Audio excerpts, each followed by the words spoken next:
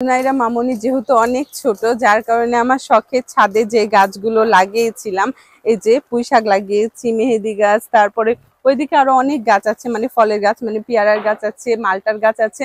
তো আমি এই গাছগুলোর এখন পরিচর্যা করতে পারি না, কারণ জুনাইরা অনেক ছোট। এসে যে আমি গাছগুলো দেখবো সেই সময়টুকুও পাই না, কিন্তু এইগুলোর যত্ন আমার স্বামী আর আমার শাশুড়ি দুইজনও করে, কারণ গাছগুলোর প্রতি তাদের মায়া একটা অন্যরকম। আর সব থেকে সুন্দর আমার এখানে একটা গাছ আছে, সেটা হচ্ছে জবা ফুলের গাছ। আমি আপনাদেরকে দেখাই আমার জবা ফুলের গাছটা কেমন লাগছে।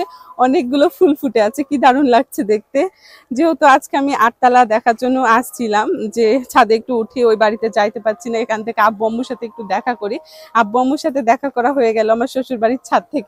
আর এখানে হইলো আমার শাশুড়ি শখ করে লাগিয়েছে কচু শাক, বলে যে একদিন হইলেও রান্না করে একটু খাইতে পারবা, যার কারণে এখানে অনেকগুলো কচু শাক লাগিয়ে রেখেছে।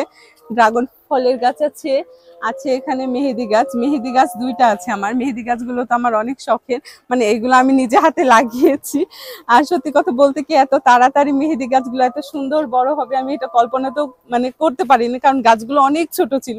আর ছোট থাকতে কিন্তু গাছগুলোর প্রতি আমি একটা অন্যরকম পরিচর্যা করেছি, কারণ আমি চেয়েছিলাম যেন আমার মেহেদি গাছটা অনেক সুন্দর হয়। আর আমি এখান থেকে মেহেদি পাতা ছিঁড়ে আমার চুলে দিতে পারি, আমার জয় স্পেশাল অর্গানিক হেয়ার অয়েলটা বানানোর সময় মেহেদি পাতাগুলো ব্যবহার করতে পারি। আর এই তো এটা হচ্ছে ড্রাগন ফলের গাছ। ড্রাগন ফলের অনেকগুলো ফুল আসছিল, ফুলগুলো মনে হয় সবগুলোই নষ্ট হয়ে গিয়েছে।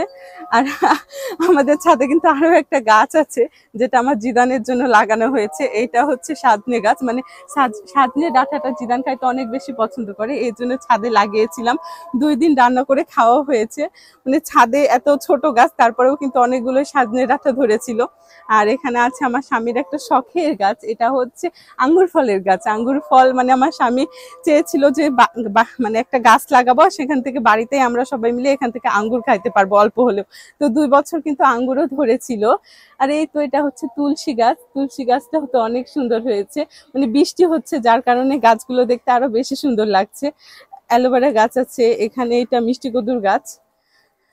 এখানেও কচু শাক লাগিয়ে রেখেছে। খুব সুন্দর লাগছে গাছগুলো দেখতে, মানে বৃষ্টি হচ্ছে যার কারণে দেখতে আরো বেশি সুন্দর লাগছে। ছাদে অনেক পানি জমে আছে, বলো দেখো কত পানি জমে আছে, কি দারুণ লাগছে ঠান্ডা পানিতে পা দিতে। অনেকদিন পর বৃষ্টিতে এভাবে ছাদে উঠেছি, যেহেতু আমি ভিজতে পারছি না তাই ছাতা নিয়েই উঠে পড়েছি। জুনাইরা অনেক ছোট, এখন যদি আমি বৃষ্টিতে ভিজি তাহলে সবাই মিলে আমাকে বকা দিবে এবং মার দিবে, কারণ আমার যদি জ্বর বা ঠান্ডা লাগে তাহলে মনে করবে জুনাইরারও জ্বর বা ঠান্ডা লাগবে। এর জন্য ভিজতে পারছি না, ভিজতে না পারলেও তো ছাতা নিয়ে চলে আসতে পেরেছি ছাদে। এই তো এখানে মালটা গাছ আছে, মালটা গাছটা একটু দেখায়। এটা আমার স্বামী হইলো অনেক দূর থেকে নিয়ে আসছিল, মানে পঞ্চগড় যখন গিয়েছিল তখন 2টা নিয়ে আসছিল, নিয়ে এসে লাগিয়েছে। অনেকগুলো ফল ধরেছিল, মানে মালটা। আর এটা হচ্ছে পেয়ারা গাছ, এটা আমার হাজবেন্ড লাগিয়েছে, খুব সুন্দর হয়েছে। আর এই তো পুদিনা পাতা, কি দারুণ লাগছে। কয়েকটা ছোট ছোট এখানে ডাল লাগানো হয়েছিল, সেখান থেকে অনেকগুলো হয়ে গেছে পুদিনা পাতা। মাঝে মাঝে এখান থেকে পুদিনা পাতা ছিঁড়ে নিয়ে যাওয়া হয়। এখন আমার মনে হচ্ছে কবে আমি এই পুঁই শাকগুলো খাবো, কারণ দেখতে খুব সুন্দর লাগছে, পাতাগুলো খুব সুন্দর বড় বড় হয়েছে। আর দেখো কি দারুণ লাগছে দেখতে কাছে থেকে, অনেক সুন্দর লাগছে।